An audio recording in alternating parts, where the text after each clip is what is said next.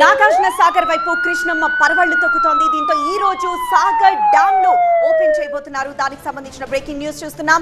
Sagar reservoir నిండు కుండలా మారింది. దీంతో సాగర్ ప్రాజెక్టు గేట్లను ఇవాళ ఎత్తనున్నారు. నాగార్జున సాగర్ కు వరద పెరిగింది. నిండు కుండల నాగార్జున సాగర్ జలాశయం కనిపిస్తోంది.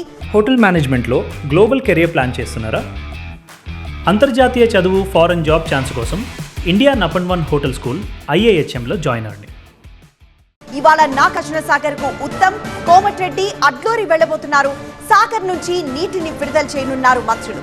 18 ఏళ్ల తర్వాత జులైలో తెరుచుకోనున్నాయి క్రస్ట్ గేట్లు.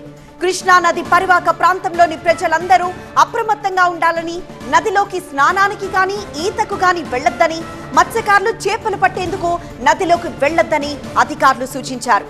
ఇక ఎగువ కృష్ణా నది పరివాహక ప్రాంతంలో ఎడతెరిపి లేకుండా కురుస్తున్న భారీ వర్షాలకు ఎగువనున్న జలాశయాలు నిండి ఉధృతంగా ప్రవహిస్తున్నాయి. ఎగువ ప్రాజెక్టులన్నీ నిండు కుండల్లా మారాయి. దీంతో వచ్చిన నీటిని వచ్చినట్లు దిగువకు విడుదల చేస్తున్నారు. శ్రీశైలం నుంచి కృష్ణమ్మ పరుగులు తీస్తూ ఉండడంతో నాగార్జున సాగర్ జలకళ సంతరించుకుంది. వరద ఉధృతి పెరగడంతో ఇవాళ నాగార్జున సాగర్ జలాశయం గేట్లను ఎత్తడానికి అధికారులు సన్నద్ధమయ్యారు.